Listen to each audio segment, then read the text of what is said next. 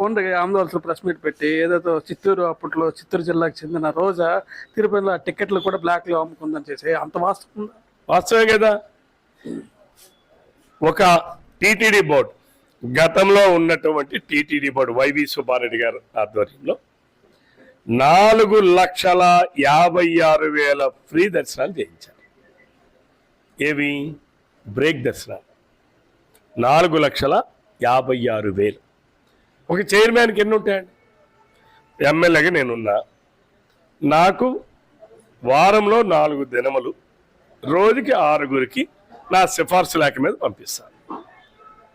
అలాగే TTD board మెంబర్కి కూడా కొన్ని ఉన్నాయి, ఆయనకు 10, 15, 20 ఉన్నాయి. ఎస్, ప్రివిలేజ్ ఇవ్వాలి, లేకపోతే టీటీడీ బోర్డు మెంబర్ ఎందుకు? ఆయనకు కూడా కొన్ని ప్రివిలేజెస్ ఉండాలి. అలాగే చైర్మన్ గారు కొన్ని ఆయనకు 50, 100 ఉంటాయి. 365 రోజులు ఇంటూ 100 వేసుకుందాం అంటే ఎన్ని వస్తాయండి? మహా వస్తే ఓ 3,500 లేదంటే ఒక 30,000 వస్తాయి. కానీ 4,56,000 ఏంటి? రోజా గారి లాంటి వాళ్ళకి రోజుకి 100 ఫ్రీ బ్రేక్ దర్శనాలు. ఈ 100ని బయట శ్రీవాణి ట్రస్ట్ అని పేరు చెప్పుకొని 15,000 రూపాయలు వసూలు చేసుకోవడం. 100 × 10,000 ఎంత? ఈరోజు తిరుపతి వెంకన్న స్వామికి వెళ్లాల్సినటువంటి ఆదాయం మాజీ మంత్రి రోజా 100 కోట్లు కొట్టేసింది, దొంగ టిక్కెట్లు అమ్ముకొని, బ్లాక్లో అమ్ముకొని. అందుకని బ్లాక్ టిక్కెట్ రోజా. ఎందుకంటే ఆ సినిమా ఫీల్డ్ నుంచి వచ్చింది ఆమె. సినిమా ఫీల్డ్లో కూడా సినిమా రిలీజ్ అయిన రోజు కాస్త బ్లాక్లో టిక్కెట్లు అమ్ముతారు. ఆమెకు అలవాటు ఉంది. అలవాటునే టీటీడీ వెంకన్న స్వామి కూడా చేశారు. బట్ ఆమె కూడా అనుభవిస్తుంది. ఏదో ఒకరోజు భగవంతుడు ఎప్పుడూ ఉన్నాడు, భగవంతుడు అన్నీ గమనిస్తుంటాడు, మనం చేసిన తప్పుల్ని పరిశీలిస్తుంటాడు.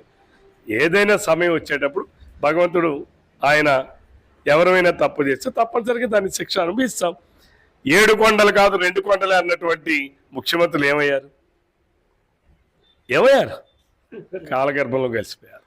కాబట్టి అంతకన్నా రోజా ఏం గొప్పదే కాదు. తప్ప బ్లాక్లో టిక్కెట్లు అమ్ముకున్న రోజా, ఇందులో ఎవరికి సందేహం అక్కర్లేదు. Thank you.